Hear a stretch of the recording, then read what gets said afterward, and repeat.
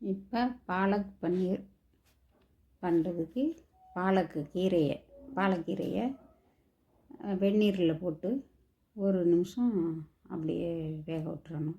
அதில் கொஞ்சம் ஜீனி, உப்பு ரெண்டையும் போட்டு வேக வச்சிடணும்.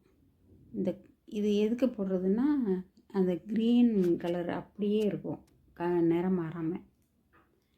இதுக்கப்புறம் ஒரு நிமிஷம் வெந்ததுக்கப்புறம் ஐஸ் க்யூப்ஸை போட்டாலும் சரி, இல்லை ஐஸ் வாட்ரு, இல்லை நார்மல் தண்ணியை ஊற்றி அதில் இந்த கீரையை வடிகட்டி எடுத்து வச்சிடணும். அந்த கீரை வேக வச்ச தண்ணியை கொஞ்சம் அப்படியே எடுத்து வச்சிடணும். அந்த தண்ணியில் தான் சத்து அதிகமாக இருக்குது, வேஸ்ட் பண்ணிடக்கூடாது. இப்போ இந்த ஐஸ் வாட்டரில் போட்டோன்னே அந்த க்ரீன் கலர் அப்படியே இருக்குது, மாறாமல். இப்போ மிக்சியில் அள்ளி போட்டு ஜீரகம், முந்திரி பருப்பு, பூண்டு, இஞ்சி,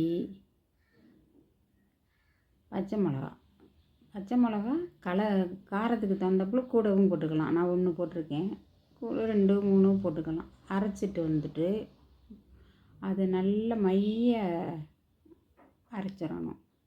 இது மாதிரி நல்லா அரைச்சிடணும். அப்புறம் இந்த பன்னீரை வறுத்துறது, நெய் ஊற்றி இல்லை எண்ணெய் ஊற்றியோ வறுத்துக்கலாம்.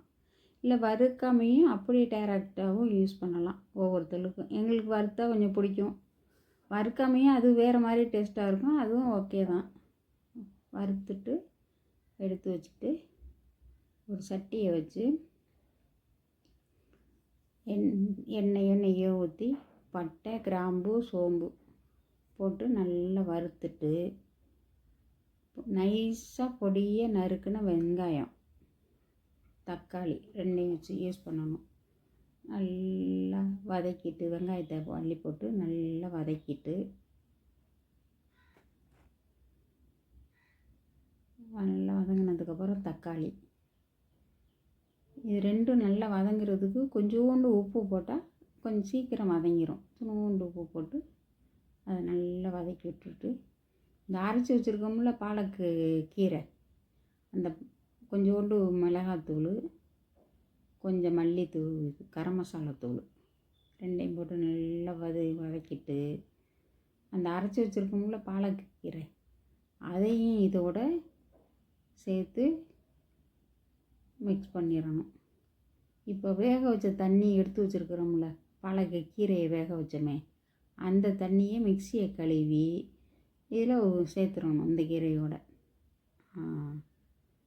சேர்த்து விட்டுட்டு நல்லா ஒரு கொதி வந்ததுக்கப்புறம் தேவையான அளவு உப்பு, கொஞ்சம் வதங்கிறதுக்காக வெங்காயத்தில் உப்பு போட்டிருக்கோம், அதனால் உப்பு பார்த்துட்டு தேவையான அளவு உப்பு போட்டுட்டு இந்த வறுத்து வச்சுருக்கிற பன்னீரையும் இதில் சேர்த்து விட்றணும். சேர்த்து விட்டு ரொம்ப கிண்டக்கூடாது, அப்படியே மெதுவாக பிரட்டி அப்படியே வைக்கணும். அவ்வளோதான். இது மாதிரி பிரட்டி விட்டுட்டு மூடி வச்சிட்டோம்னா ஒரு நிமிஷம் 1.5 நிமிஷம் அப்படியே கொதிச்சு வந்துடும்.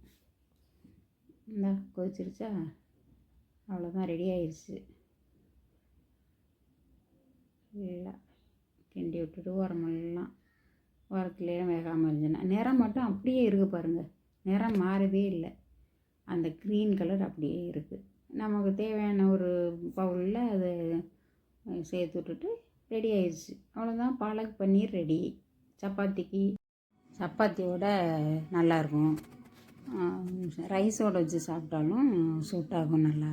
இட்லி, தோசை, ஆப்பம் எதுக்கும் பாலக் பன்னீர் நல்லாயிருக்கும், எதோடு சேர்த்து சாப்பிட்டாலும் அருமையாக இருக்கும்.